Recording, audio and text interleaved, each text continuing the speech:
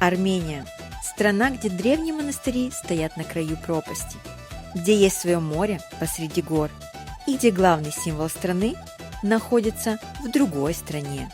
Здесь можно арендовать отель от 20 евро, а покушать в ресторане всего за 10 евро. Местные винодельни старше египетских пирамид. Но самое удивительное – это страна, которая полностью меняет твое представление о путешествиях. Армения!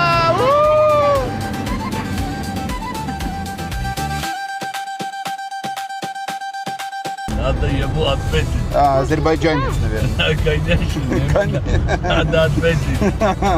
Вас накормят, не переживайте, без денег вас все равно накормят. Очень необычный отель. Спишь как будто в бочках. Очень вкусно. Я хочу белую чучхелу. Тебе вкусненько? Да, Боже, прикольно. посмотри, она огромная. Я в Канаде шел по старинному мосту в Ванкувере. Мне казалось, что там не было так страшно, как здесь, в Армении. За все 50 евро с чаем. Я в шоке. Только не выживают тут. Омос! Душевно, очень вкусно, люди По-домашнему. прекрасные. Поэтому приезжайте обязательно в Ереван.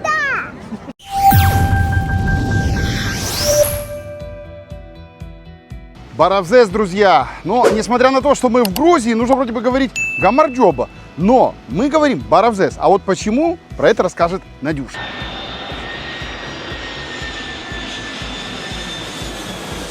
Когда мы начали планировать поездку в Армению, оказалось, что вариантов не так много. В стране есть два международных аэропорта – Звартанс в Ереване и Ширак в Гюмри. В Ереван выполняется больше всего рейсов, а в Гюмри чаще летают лоукостеры. Первый вариант – прямой перелет из Варшавы в Ереван. Удобно, но очень дорого. Билеты туда и обратно у ЛОТ могут стоить около 800 евро с человека. Второй вариант – лететь с пересадками. Чуть дешевле, но долго, неудобно и часто с ночными ожиданиями. Поэтому мы выбрали третий вариант – через соседнюю Грузию.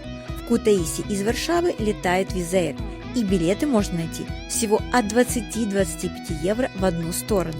А дальше аренда машины – около 20 евро в день.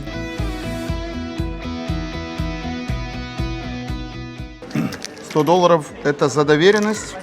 И все. Это все документы, которые мне нужны для Армении. Окей. Армяне и грузины дружат. Меня за грузинские номера не будут бить в Армении. Ну, если бы заехал на азербайджанских, по-любому бы, наверное, гасили.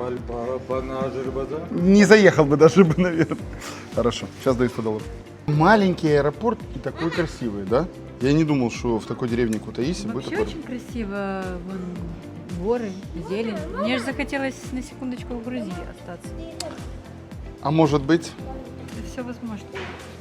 все. Гамарджоба. Вообще Грузия – это отдельная тема. Это самый классный вайб. Мне очень нравится. Отдельная любовь. Да.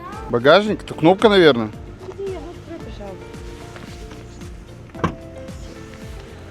Да, женщины и техника. Что не так? Вот что не так? А куртку застегнул. Ну, Новый. ух ты, какая богатая, конечно. Купим новую. Если вы планируете ехать на арендованной машине, вот ключевые моменты. Первое. Доверенность. Обязательно заранее сообщите в прокате, что планируете выезд в Армению. На вас оформят нотариальную доверенность на авто. Мы, например, сделали ее в Грузии, стоимость около $100. Второе. Дорожный документ. Оформляется прямо на границе бесплатно. Нужно подойти на таможню и предоставить паспорт, техпаспорт, авто и доверенность. Все довольно быстро и без лишней бюрократии. Третья – страховка. Даже если у вас есть полная страховка, на арендованное авто этого недостаточно. После пересечения границы нужно оформить местную страховку. Мы заплатили около 10 евро за 10 дней. Важно, оплата была только наличной, но принимают и валюту. И, конечно, паспорт. Виза не нужна до 180 дней нахождения. Небольшой нюанс. Если в паспорте есть штампы Азербайджана, могут быть дополнительные вопросы на границе.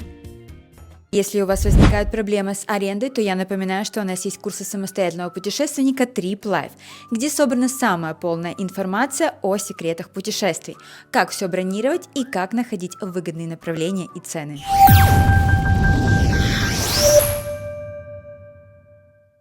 теперь уже точно Баравзес. Мы в Армении, точнее сказать, я Надю с детками опять жду, потому что она проходит по отдельному коридору.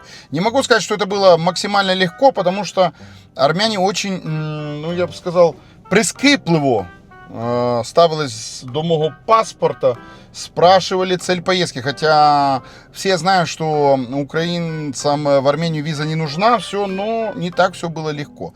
Передо мной парня, у которого нашли штамп Азербайджана, отправили в отдельную комнату. Вот так. У меня штамп Азербайджана тоже был, но он был в другом паспорте, который я не брал с собой. А в этом паспорте они почему-то прицепились, что я менял фамилию. Не знаю, с чего они это взяли, я ничего не менял, но вот они, вот вы меняли фамилию. Есть гражданин с вашей фамилией, который поменяли, почему вы поменяли, не знаю. Возможно, с кем-то перепутали, возможно, просто брали на какой-то армянский понт, но вот так вот было на границе. Сейчас жду Надю с детками, которая тоже еще не прошла. Вот пишет, что спрашивают номер телефона, спрашивают адрес отеля. Вот так. Что у вас спрашивали? Цель визита, на сколько дней? А вы были в Баку? А он узнал? Не знаю. Я говорю, ну да, были. С какой целью? Я говорю, путешествие. На сколько дней? Я говорю, на один день. На один день путешествия? Я говорю, ну мы, говорю, 9 стран тогда захватывали. А куда после Баку летели? Я говорю, а где он увидел? Я же специально не брал паспорт, потому что я знаю, что армяне очень строго ставятся к азербайджанским штампам. Даже сейчас, после перемирия, я специально подбирал же штампы. Они в детском нашли, по-моему, да, в каком-то? я не знаю. Вот А так вот. зачем? А почему? А куда потом летели? Говорю, в Индию, по-моему. Я говорю, уже не помню. А отель тут есть? А какие номера машин? Вы на машине? Какие номера машин? А дайте свой номер телефона на WhatsApp. Да ёб твою мать, никого так вообще не спрашивали. Честно, все русские проходят нормально, без проблем. Ну, армяне к украинскому паспорту ставятся холодно. Но, друзья, холодно встречают, но я уверен, будут горячо провожать. Я уверен, что... Это только меня. Там все нормально меня, пропускали. чтоб ты понимала, у меня был допрос. Где родился? Отчество. Почему сменили фамилию? Я вообще подумал, что это за армянский понт. Он говорит, вы меняли фамилию. Я говорю, я не менял фамилию. Ну как это вы сменили фамилию? Я говорю, да не было такого. Ну, видно, посчитал, что у меня была какая-то Рафаэлян, а стала Чехичелян. Я ничего не менял, но вот под такой допрос я попал. Не знаю.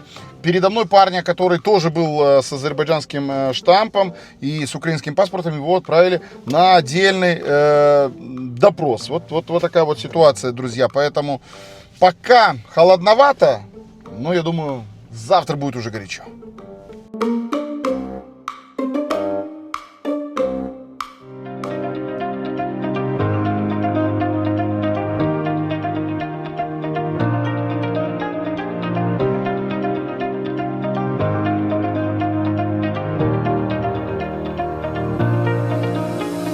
Армения уникальная страна. Здесь не только природа красивая, а здесь еще, друзья, музей под открытым небом советской техники. Вот перед нами стоит ДВШ, либо, как мы его знаем в народе, попрошайка, Т-16. Редко встречается. Я вашего коня решил снять, потому что так редко сегодня можно увидеть Т-16. Да, слушай, представляете, вот просто, здесь очень часто встречаются Жигули, Волга и вот даже Т-16. Я так давно его вживую не видел. Последний раз бабушки на нем в деревню уголь привозили. Да. А у вас это что, соленье домашнее все? Да. Сами? О, и капуста. Ну, а вы только наличные, да? Картой не принимаете? Если с карты на карту. А, с картой у меня украинская карта. Ну, друзья, будете ехать вот Сиван, здесь молодой человек, видите, все домашнее. А морковочка, как, корейская? По-корейски. Ох, класс. Ну, я буду возвращаться, уже наличные поменяю, и тогда обязательно возьмем. Спасибо.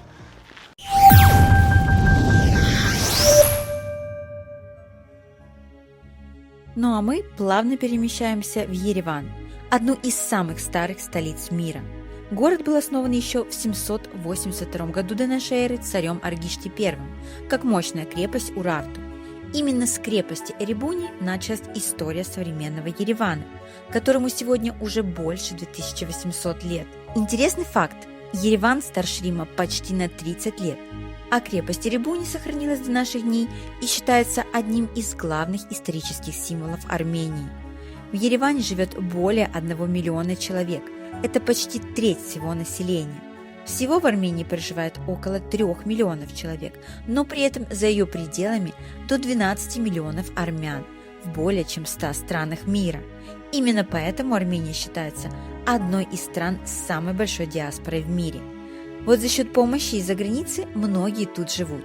И также сейчас большую помощь приносят репатрианты, люди, которые решили вернуться на историческую родину с деньгами. После 22 года в страну вернулось более 10 тысяч жителей. Ну и не можно тут не упомянуть релокантов, которые после 22 года тоже приехали в Армению тратить свои деньги и поднимать экономику. Так ВВП страны показывает рост каждый год, а с довоенными цифрами вырос почти на 50%. А как Пашинян? Молодец? Пашиян, я не думаю, Не? я не думаю, он какой парень, он так, не знаешь. Ну неплохой, так вот со стороны Неплохой. неплохой. А если Кочайран Ташир Само бит, Ташир Само, сын Путин, Мгм. он Калуга Само, называется Калугский Само. Он грабит там, богатый, миллиарды у него есть. Он, не знаешь, армян или он армян. Но он, Путин как говорит, он так делает. Это Пашиян, просто знаешь, что он хорошо, нормально, но он много обещал, ничего не делает. Для этого мы, люди есть, не любят его. Он обещал что-нибудь, ничего не делает. Банки грабят нас, это деньги нас грабят они. Но ваша экономика ж пошла вверх, сейчас после 22 года. да. Много же вернулось Да, релокантов. Это да. Да? Да. Много приехало релокантов, много вернулось это репатриантов.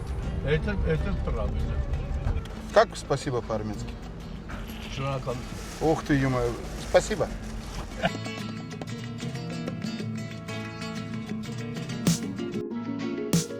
Перед вами одна из главных достопримечательностей Еревана – Каскад. Уникальный архитектурно-монументальный комплекс, соединяющий центр армянской столицы с парком Ахтанак.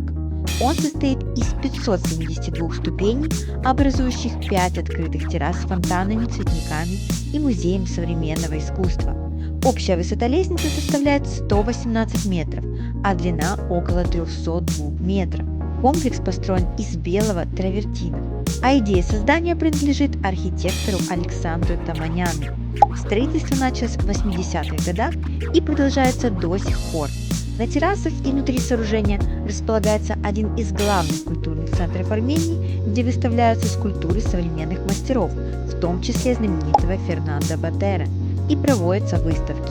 А на вершине каскада находится обелиск «Возрожденная Армения» и смотровая площадка, откуда открывается живописный вид на весь город и гору Арарат.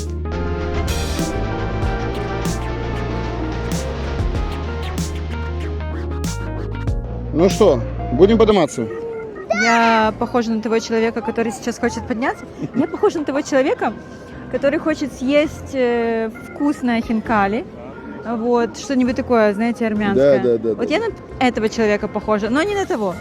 Мы в такси садимся, и таксист говорит: слушай, а ты спортсмен? Я говорю: да. И кто ты? Я говорю: я не футболист, я не баскетболист, я хинкалист. Поэтому да, мы хинкалисты, мы такие редкие спортсмены. Но на самом деле, ребята, попахивает Кишиневым. Кто был в Кишиневе, там тоже есть такой мини-каскад, да, Мирочка? Очень схожая архитектура, естественно, это все советская архитектура. Мы потом дроном поднимемся, покажем, как оно сверху. А сейчас... Мне вообще, честно, Ереван очень напоминает смесь Украины, Грузии, Кишинева. Кишинева, да. Кто не был в Кишиневе, поверьте, там тоже очень вкусная кухня, Да. очень красивый каскад, Душевно тоже. душевно. Люди добрые. Да. Ну, люди добрые, ровно вот там на 2-3 часа больше там делать нечего. Вот там на вершине кругла Простите меня все кишиневцы и молдаване. Но кухню я молдавскую очень сильно люблю. И в Очень. Ереване очень душевно, очень вкусно, люди По-домашнему. прекрасные. Поэтому приезжайте обязательно в Ереван.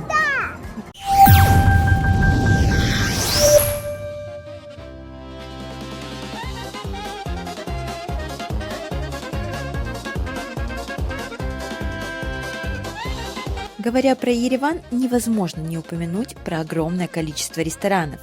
Цены здесь очень разные, но поверьте, вы точно найдете место на любой кошелек. Ну и, конечно, Армения знаменита своей кухней. И если честно, здесь не просто вкусно, здесь очень много еды. Вообще, армянская кухня – это такой микс Кавказа и Ближнего Востока. Здесь чувствуется влияние Турции, Грузии, Персии, но при этом у армян есть свои блюда и свои традиции, и делают они это по-настоящему круто. Например, долма, лаваш, который взят под защиту ЮНЕСКО, шашлык или, как его здесь называют, харавац. Казалось бы, знакомые блюда, но вкус здесь совсем другой. И вот что интересно, на Кавказе до сих пор спорят, кто же первый придумал шашлык и хачапури. Но если про шашлык реально сложно сказать, потому что мясо жарили еще до появления Грузии и Армении, то вот про хачапури тут, конечно, все очевидно. Потому что пури переводится как хлеб, а хача переводится как сыр. И переводится это все из грузинского языка. Поэтому как бы братья армяне не хотели, но хачапури по-аджарски это чисто грузинское блюдо. Но что армянский? Это лаваш. Друзья, армянский лаваш это просто сказка. Какие с него вкусные лаваши сулугуни. Всем приятного аппетита. Что тебе было вкусно? Да, но мне еще не все блюда принесли. Еще жульен остался. А я посмотрел оценку этого ресторана. Как думаешь, какая Я не оценка? думаю, что она супер высокая. Мне почему-то так кажется. Ну окей, какая? Ну, я думаю, что может до 9. Да, нет, еще раз? А, до 5? Ну, пятибалльная система, да. Пятибалльная, я думаю, 4,2. 4,2? Да.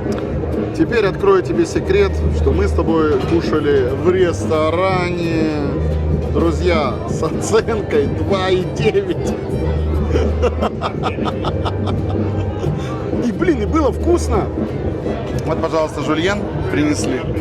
Так, и вот паста, кстати. Спасибо. Пасту готовили долго, но все остальное вкусно. Представь, Надя, 2,9 оценка от Гугла. Я, конечно, в шоке, ну потому что, блин, ну можно было предположить, что тут невысокая оценка. Это просто как бы видовой ресторан. Видовые рестораны, они, как правило, Ну да. такие, у них слабенькая кухня.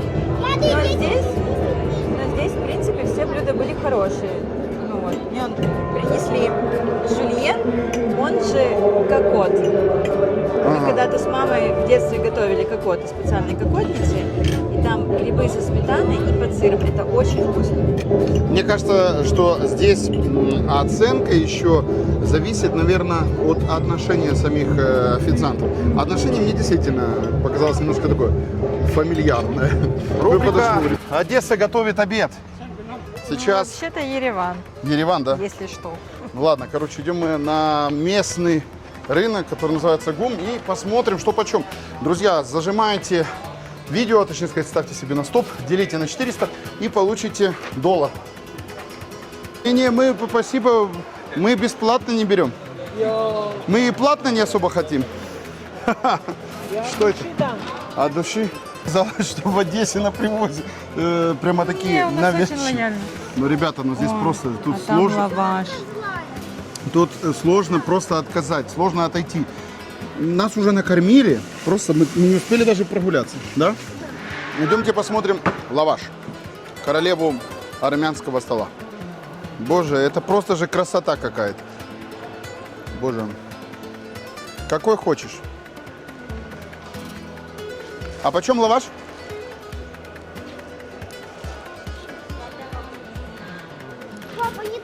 Самый вкусный какой? 200 грамм. Это за лист.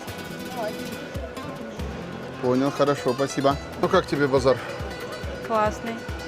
Я бы, честно, попробовала бы лаваш. Мне Да? кажется, это очень вкусно.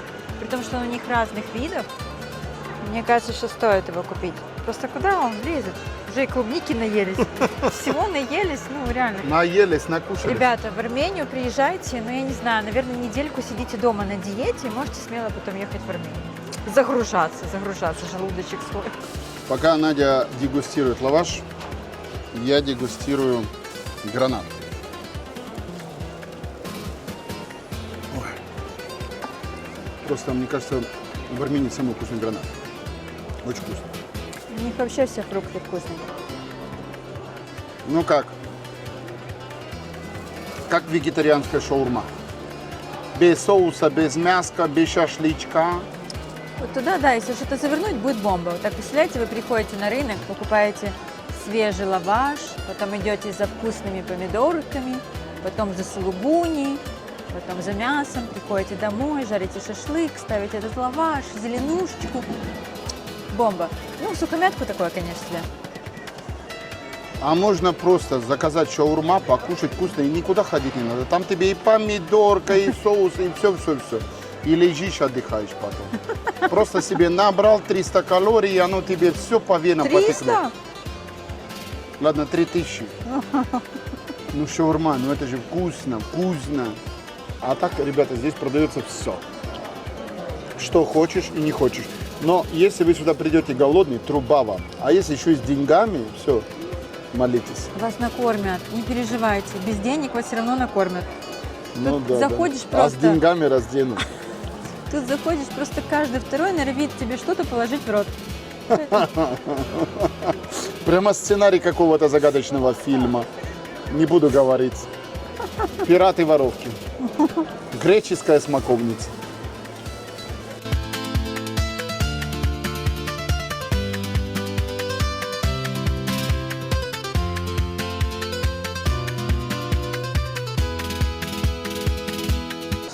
Да, вот это очень вкусно. Да, я знаю. Это орех, сухофрукт. Типа не фрукты, типа фрукты внутри. А как называется? Фрутела, Фручелла. да. Там внутри сухофрукты, грецкий орех. Вот Боже, так. это гораздо вкуснее, чем чурчхела. Да, правильно. Очень Фручелла. вкусно.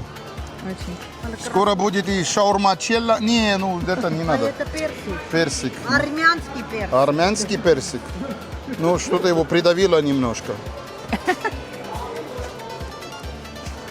А она идентична, да, по вкусу? Просто Да, разные. сок разный. Ага. Внутри разный сухофрукт, вкус Бомба. одинаковый.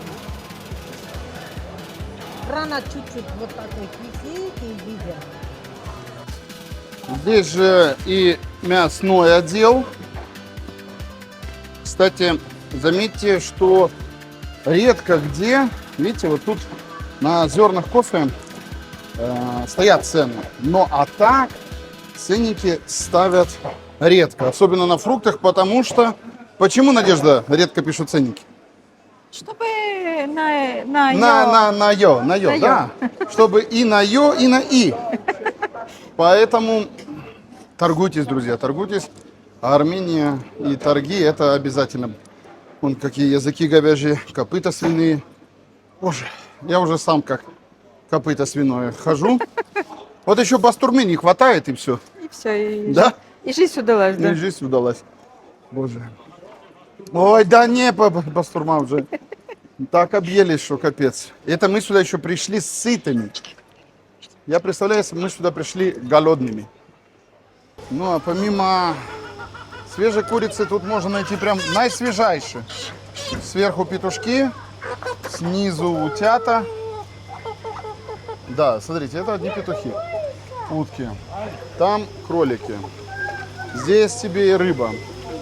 Ой, боже, какие милые. Посмотрите на эти крольчат, а.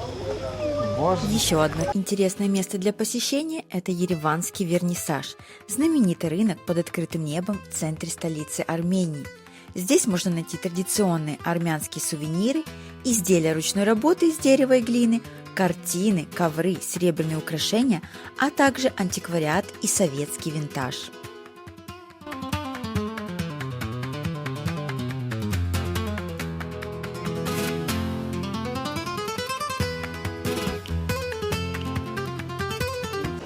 Здравствуйте. Ух, какая красота у вас. У вас тут прямо какой-то нардовский рай. Слушайте. Дорогие нарды? Еще раз, от скольки? Ага. А в долларах? 80 долларов. От 80 до несколько тысяч. До несколько тысяч долларов? Эти нарды стоят 2000 долларов? 3000 долларов? Боже, ну это, конечно... Красиво, да. Не, это красиво, но это страшно даже трогать. Я хотел бы вот большие нарды, не знаю, хорошие, но не за 2000 долларов. Меня бы устроило что-то большое, ну долларов за 100. Это красивые, конечно. 63 тысячи, боже. Здесь просто хочется уже сесть поиграть. Да, я тоже хочу. Слушай, давай партийку сыграем. Если что, скидка 50%. На победителя.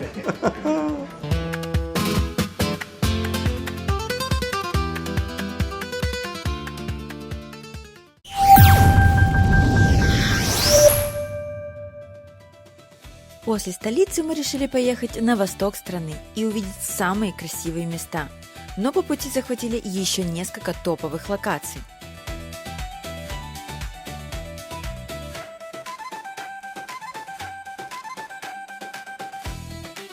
Армения – это не только про города, это и про природу. Здесь есть и свой кусочек Греции.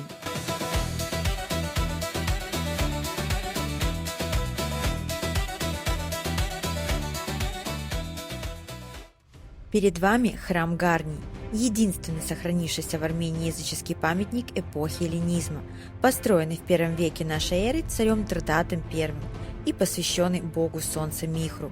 Архитектурный шедевр в греко-римском стиле пережил разрушительное землетрясение в 1679 году и был детально восстановлен советскими реставраторами. Вход сюда платный, территория открыта для самостоятельного осмотра или с местными гидами, чьи услуги можно нанять прямо у входа.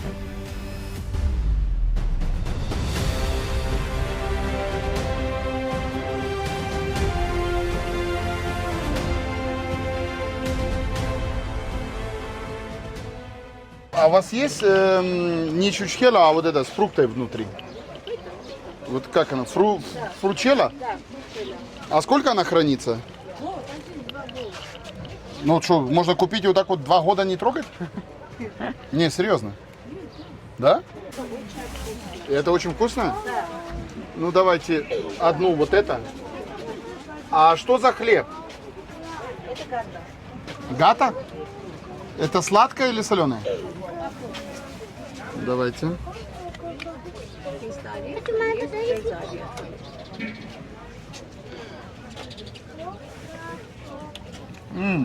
По вкусу как сдобушка.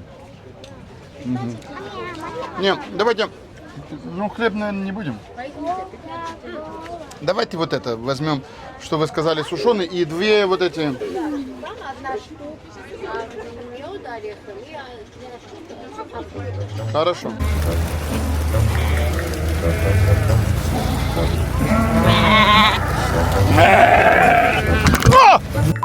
Укусила, лизнула.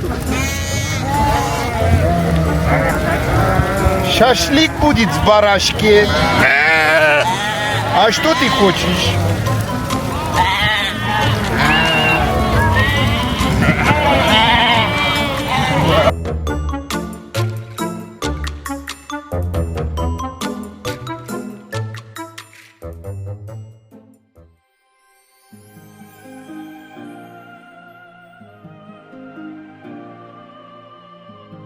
Еще одна достопримечательность Армении недалеко от храма Гарни – это симфония камней или базальтовый орган, один из самых известных и впечатляющих памятников природы Армении. Он расположен в ущелье Гарни на правом берегу реки Азат. Памятник из себя представляет тысячи базальтовых столбов. По своему виду он напоминает музыкальный инструмент и поэтому получил официальное название базальтовый орган, но более известен как симфония камней. Огромная каменная масса имеет вулканическое происхождение. и образовалась в результате мощного извержения лавы. 127 тысяч лет назад в Гигамских горах произошло мощное извержение вулкана, и лава текла в эту местность. В результате медленного остывания нижней части потоков лавы приняли форму колонн пятигранного и шестигранного сечения.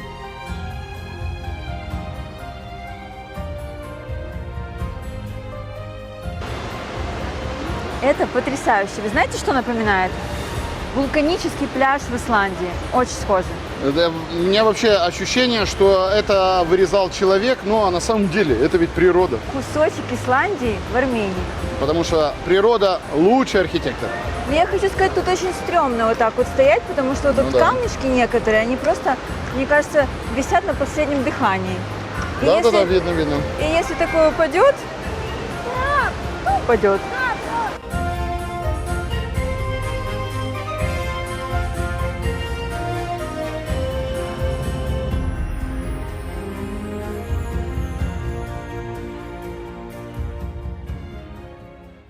Армения также известна своими храмами. Один из самых известных – это Хор-Вираб, древний монастырь-крепость, расположенный у подножия горы Арарат, всего в нескольких километрах от турецкой границы. Он знаменит как место зарождения христианства в стране и предлагает один из самых лучших панорамных видов на Библейскую гору. Название переводится как «глубокая темница». Монастырь был возведен над подземным узилищем, где в III веке по преданию царь Тырдат III продержал около 13 лет в яме со змеями святого Григория Просветителя за проповедование христианства. После исцеления царя Григорием Армения приняла христианство в качестве государственной религии в 301 году, став первой страной в мире, сделавшей это.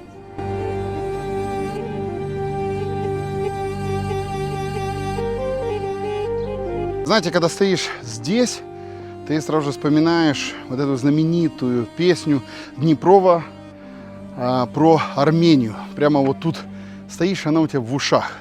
Армения моя. Знаю, мама, Армения, ты ждешь меня. А где-то горы, а за ними ни Армения моя.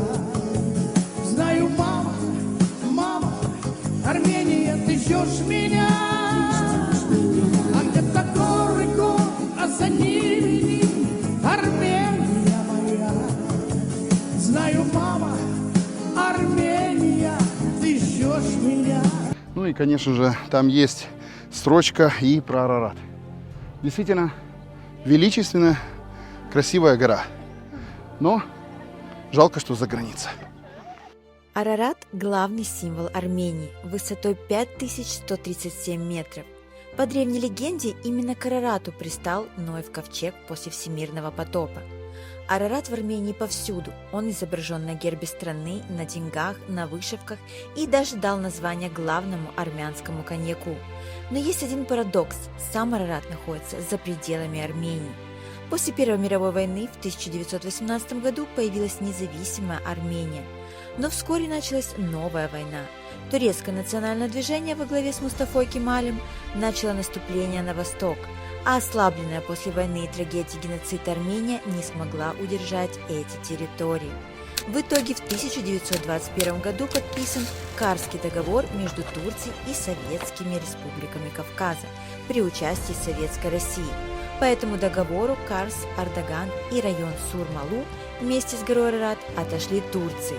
Сегодня в Турции Арарат называется Агридаги, гора Агра, и сейчас это самая высокая вершина Турции. И знаменит он не только своей историей, а вот этим видом.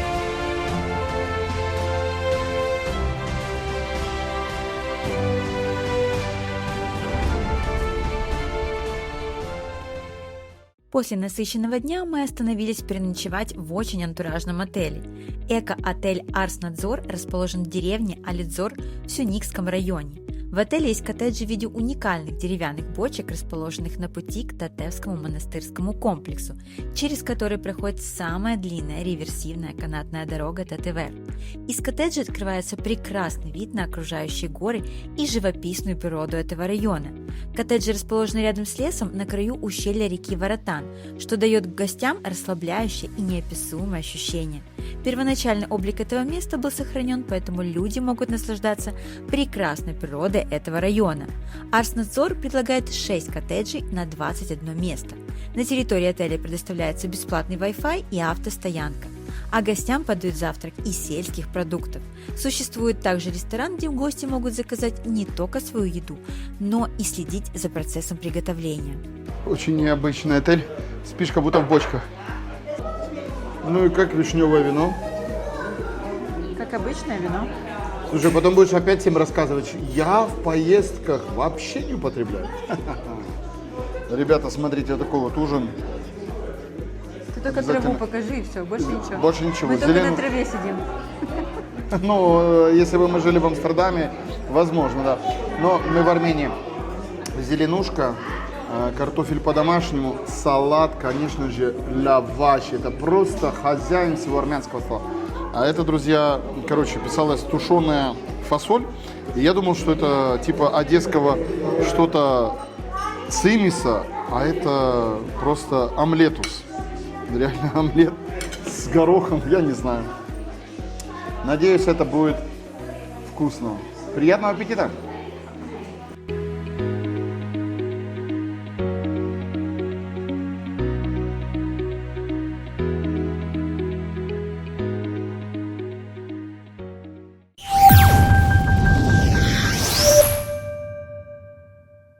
Ну а дальше мы отправились туда, куда редко доезжают туристы в Армении.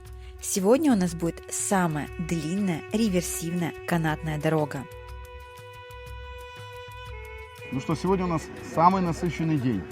Будет много переездов, но начнем мы. С чего мы начнем? С канатной дороги.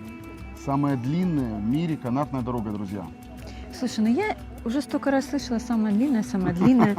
Я уже даже не знаю, где самая длинная. Я помню, в Дананге я делала выпуск про Вьетнам. Кстати, можете зайти на наш канал и посмотреть выпуск про Дананг. Так вот, там тоже самая длинная канатная дорога. Ты помнишь? Мне кажется, эта история, знаешь, как с островом, где снимали рекламу Баунти. На самом деле он один такой, но каждая страна норовится сказать, что снимали у меня. Доминиканы говорят, у меня, это правда. В Доминикане снимали, тайцы говорят, у нас и так далее. Так и канатная дорога. Но она действительно завораживает.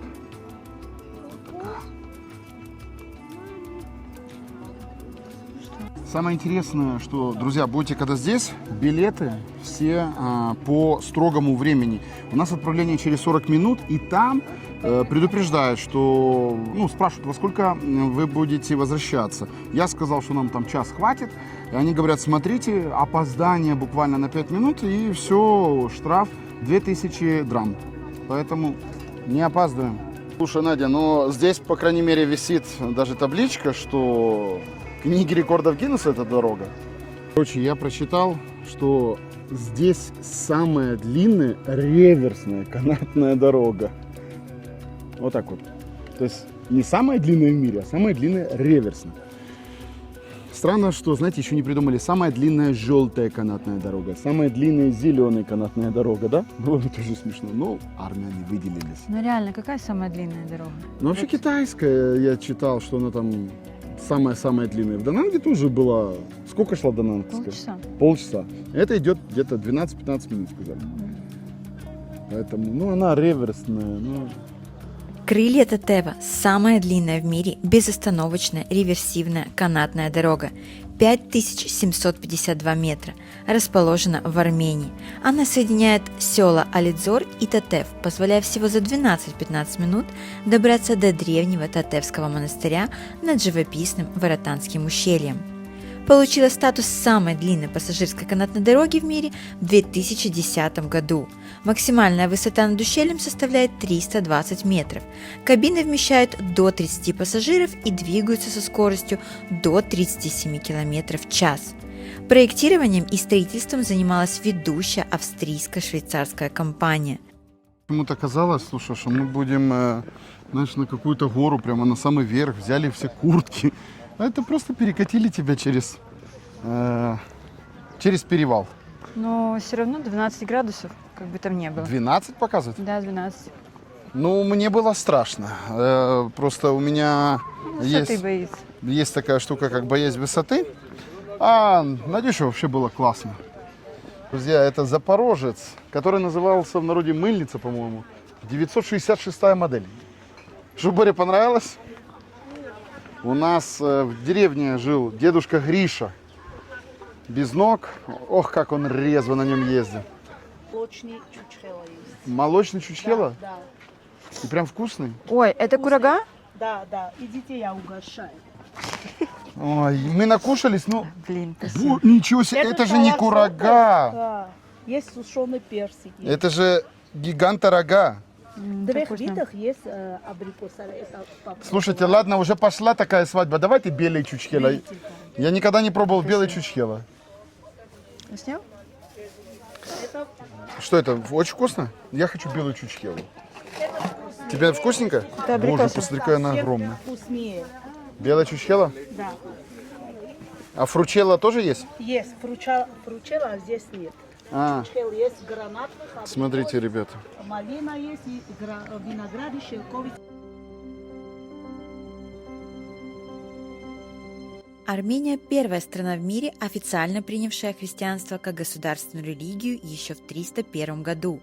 И несмотря на то, что со временем почти все соседние народы стали мусульманскими, армяне сумели сохранить свою веру, традиции и идентичность. Именно поэтому Армению часто называют музеем христианства под открытым небом.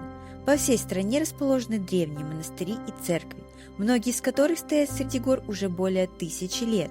И самое удивительное, большинство из них не просто сохранились как памятники истории, а до сих пор работают по своему основному назначению. Здесь проходят службы, молитвы и живет духовная жизнь страны. Монастырь Тетев был основан еще в IX веке, и раньше он служил университетом. Тут обучали философии и богословию, а сегодня живая историческая и туристическая точка, которая является действующим монастырем.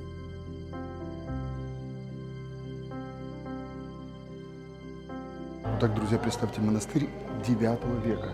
Вот здесь перед входом написано, как себя вести, что можно, что нельзя. А внутри проходит служба. Ну, мы не будем заходить, но вот так вот. Каждое воскресенье здесь проходит служба.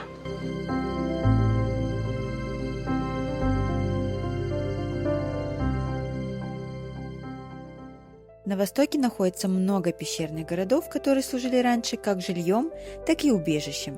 Но чтобы попасть с одного пещерного города в другой, есть подвесной мост Хинзареск, куда мы и отправляемся сегодня. Так, идем на висячий мост. Вау. Слушайте, ну отсюда оно смотрится, конечно, красиво. Единственное, что туман чуть-чуть подпортил. Вот такой вид. Так это капец, это еще спускаться и спускаться.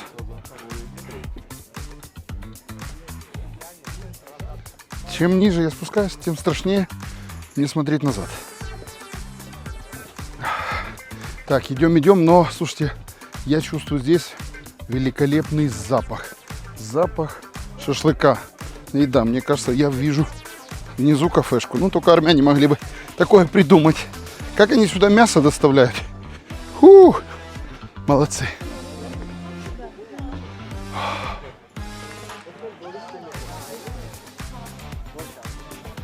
Специально мост не раскачивать. И вот кафешка, пожалуйста. Кто хочет прямо у моста, можно скушать шашлык. Так, я боюсь высоты. Но мы же уже сюда добрались, поэтому надо пройти по мосту.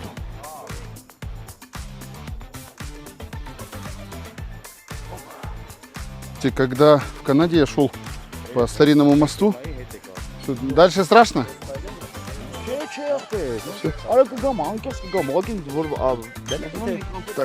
Так.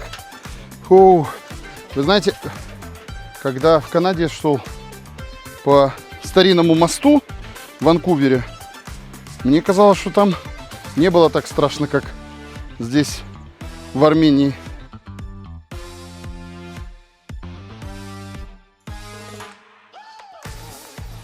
Вот так, друзья, жили древние армяне, древнее поселение. Посмотрите, это кухня-студия общая. Здесь видно была перегородка на детскую, на спальню. Вот так вот. Вот здесь вот вход для кошки или собачки. Ну и все. Я думаю, что такие просторные, квадратов 40. Ну зато какой вид, а? Какой вид. Вот так. А запах они утром выходили. Хорошо. Сейчас просто говном воняет лошадиным. Здесь еще катаются за 500 грамм. Ну а так здесь пахнет природой.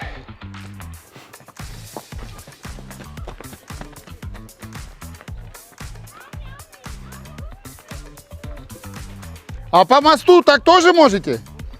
Да, но он не может. Он не может? Боится? Наверное. Секунд. Сейчас возьму флаг.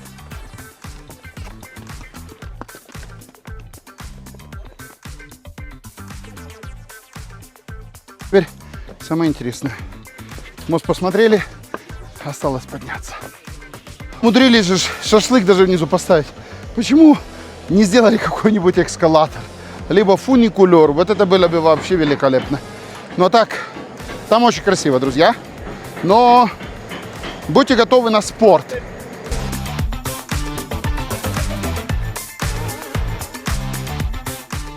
По дороге мы заехали в такое кафе, просто, ну, без вывески, домашнее.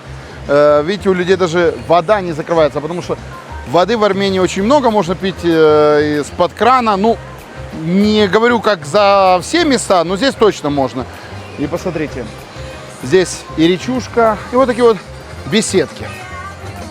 Мы пришли, спросили сразу же про шашлычок, и нам даже сказали, покажут, как они готовят шашлычок. Это вот тут, да, шашлык? О, посмотрите, может? Ой, какая красота, посмотрите. Это... Ой, красота. Видишь, какие куски я Мгм. Это... картошки. Ой, Это другого, ну, ваши тоже есть там. класс. В общем, Это тандыр. Красота, ребята. и вкус обалденный.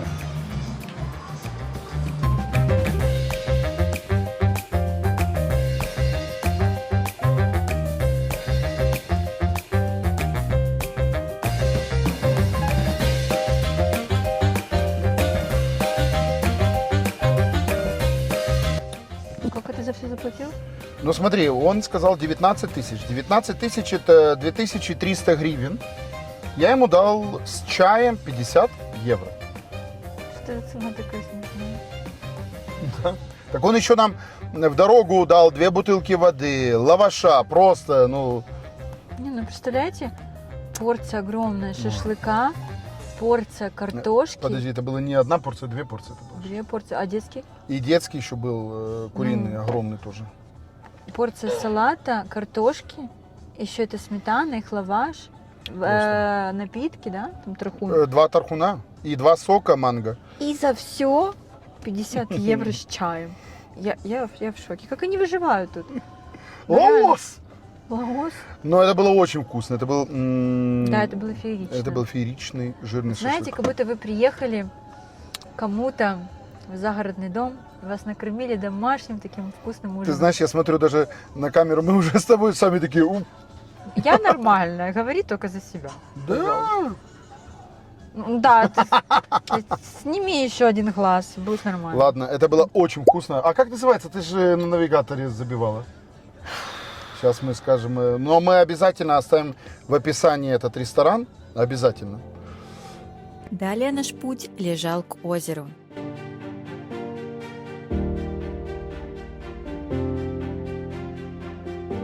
Армения входит в список 44 стран мира, которые не имеют выхода к морю. И сначала может показаться, что им не повезло, но на самом деле у Армении есть свое море. Оно называется Сиван, крупнейшее озеро страны и одно из самых больших высокогорных озер в мире. Сиван – это не просто озеро, это настоящее море посреди гор. Оно находится на высоте почти 1900 метров, одно из самых высокогорных озер такого размера в мире. Здесь сосредоточено около 90% всей пресной воды Армении. Когда-то уровень воды искусственно понизили, и на месте острова появился полуостров, где сегодня стоит монастырь Севанаванг. И самое удивительное, летом вода здесь может прогреваться до 20 градусов, несмотря на высоту.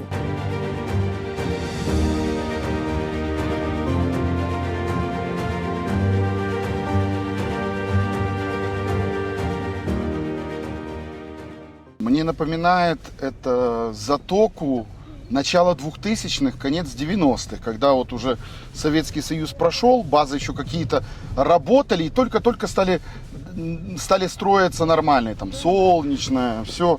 Ну, очень много здесь Савдепи. Не хватает баз, мне кажется, если бы сюда зашли украинцы, тут бы уже, извините, было бы Кадор на Кадоре. Пусть меня простят братья армяне. Ну, честно, мы вчера вон дроном полетали. Ну, все соседнее, ну, все такое Савдепия. Я не знаю, может быть, с той стороны Сивана жизнь лучше кипит. Ну, здесь сам город, и мы выбирали один из лучших отелей. Ну, так себе. Отель, да, неплох, но добраться, развлечений каких-то не хватает. Даже пирс, вот, банальный, вот пирс бы сделали, да, лодочку, все, и можно. А там один советский катамаран стоял, все. Лодки, каяки, да, там всякое такое. Конечно. Катамаран. Конечно. Ну и плюс с погодой нам немножко не повезло, потому что дождь, холодно. Вот, пожалуйста, смотрите. База. Вот, вот такая вот база. Качеля. Где-то, наверное, еще с 80-х. Такая горка железная. И так везде. Поэтому Сиван, ну, лично меня немножко расстроил. Я ожидал гораздо большего. Я думал, что ну это же Армянское море, тут по-любому кипит жизнь, развлечения, все. А может не сезон? Ты думаешь, что через месяц здесь эти все будки посносят и тут кадоры сделают, да? Ну, может тут жизнь закипит. Ну, стрельбети стоят. Ну что это такое? Беседка без стола, без ничего. Ну ужас. Что это? Ой. Или вот такие вот домики, вон, пожалуйста. Научись видеть прекрасные беседки даже без стола. Слушай, ну я... Вон мангал стоит, уже хорошо. Уже хорошо, да. Ну, в принципе, если так рассуждать, то можно радоваться даже тому, что... Можно и свой стол принести складной. Конечно. Можно и палатку здесь поставить. Вот такие вот. Главное, чтобы можно было пожарить шашлык. Вон, посмотри, прикольно сдается, да? Раньше там вода хранилась или бензин, сейчас люди будут жить. Прикольно. А кто там ничего не сдается? Что-то. Ну, я не знаю, но оно же стоит, того окно сделано-то. Я же не думаю, что там люди будут жить. Ну, не знаю. Поэтому я и так вижу хорошее. Мне Армения очень понравилась. Очень. Я считаю, что в Армении есть два великолепных плюса. Наверное, даже три. Первое – это соседи. Шучу, конечно. Первый плюс Армении для меня – это природа. Второй – это люди. Люди действительно очень доброжелательные, отзывчивые, добрые. Если не брать таможенников, которые нам первый же день попались, то очень добрые люди. Ну а, конечно, жирным плюсом всей Армении является эта армянская кухня. Она просто перекрывает все недостатки. Не, ну посмотри, какой потенциал у этого озера есть. Вот Ну да. реально, сюда бы побольше всяких инвестиций, денег, и можно было бы такую ляльку слепить. Просто супер отдых. Не знаю, почему они этим не занимаются. Может, на это есть какие-то свои причины. Ну, как объяснил хозяин базы, Смотрите, сейчас руку откусят. да-да-да, кстати, вот что-что, А собак у них много, отдавайте. дворняшек у них просто немеренное количество. Вот так, редко где встречается. Как сказал сам хозяин базы, говорит, я давно хочу сюда сделать дорогу, но не разрешаю, так как заповедник. Нельзя трогать деревья. А, кстати, может, это тоже одна из причин, почему здесь... Ну да, базу ему разрешили построить, деревья можно трогать, видно, что здания новые, а дорогу нельзя. Ну, слушай, я думаю, это просто оправдание своей бездеятельности. Ну, мне так кажется. Возможно, я ошибаюсь.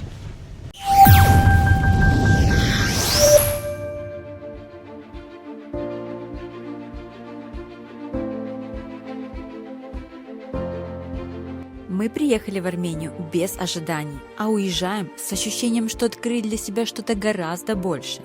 Это не просто страна, это место с характером, историей и людьми, которые остаются в памяти. И кажется, сюда невозможно приехать один раз. Сюда хочется возвращаться.